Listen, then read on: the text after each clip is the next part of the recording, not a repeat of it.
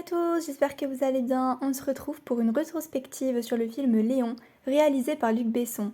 C'est un film marquant du cinéma français des années 1990, à la croisée du thriller urbain et du drame intimiste.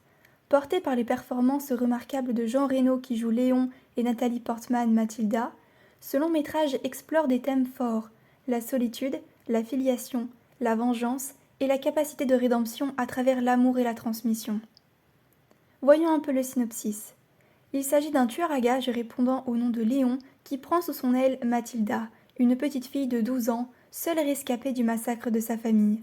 Bientôt, Léon va faire de Mathilda une nettoyeuse comme lui, et Mathilda pourra venger son petit frère.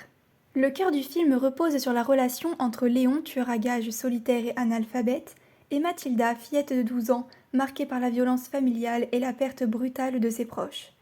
La rencontre de ces deux âmes marginales crée une dynamique émotive puissante portée par une grande sincérité.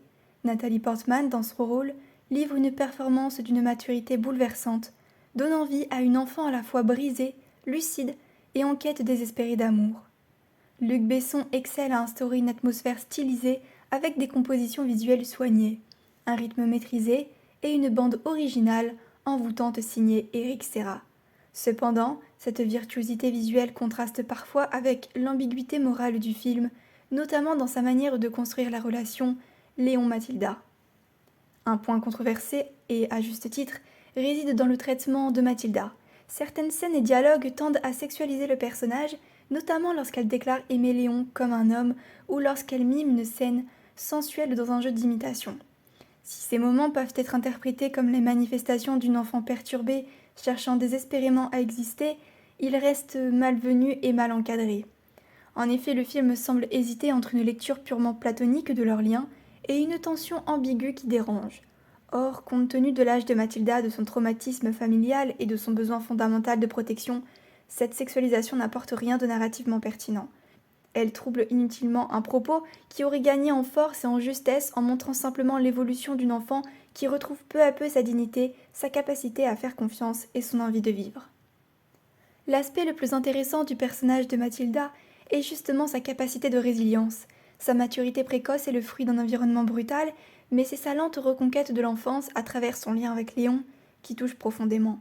Plutôt que de troubler cette dynamique avec des sous-entendus équivoques, le film aurait pu explorer de manière plus subtile le parcours intérieur d'une enfant grandissant dans l'adversité, apprenant à transformer sa colère en amour et en force intérieure.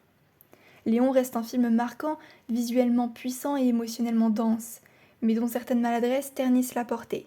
La tentative d'insuffler une ambiguïté adulte à une relation qui aurait pu rester purement affective et non seulement discutable, mais contre-productive. En gommant cette dimension, le film aurait pu proposer une méditation plus universelle sur la perte, l'amour, la reconstruction. Le vrai enjeu n'est pas la provocation, mais la justesse, et c'est là que réside toute la limite du film. On s'intéresse à présent au personnage de Léon. Léon est un tueur à gages solitaire, presque mutique, dont la vie s'organise autour de rituels simples. Le lait, sa plante, le silence, les contrats qu'il exécute avec une précision mécanique. Pourtant, sous cette façade de professionnel froid et discipliné, le film laisse entrevoir une vulnérabilité presque enfantine. Sa rencontre avec Mathilda révèle une facette inattendue, celle d'un homme analphabète, incapable de décoder les émotions complexes, mais qui développe peu à peu un attachement sincère, presque paternel. Léon devient un personnage ambivalent, à la fois figure protectrice et homme dangereux, paradoxalement guidé par une certaine forme de morale. Son évolution dans le film, bien que subtile, témoigne d'un réveil émotionnel. Ce n'est pas tant un changement de métier ou d'environnement qui s'opère, mais une transformation intérieure. Léon apprend à aimer, à s'ouvrir, à sacrifier. Léon est un film qui brouille volontairement les frontières entre le bien et le mal, entre la violence et la tendresse, et entre l'enfance et l'âge adulte.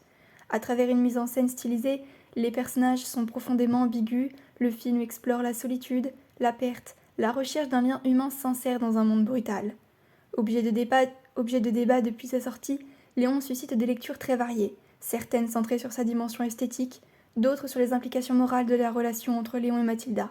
C'est justement cette ambiguïté jamais totalement résolue qui continue de faire du film un sujet d'analyse riche et complexe. N'hésite pas à me dire ce que toi tu penses du film, si tu l'as aimé ou non. Et moi je te retrouve à la semaine prochaine avec une prochaine vidéo.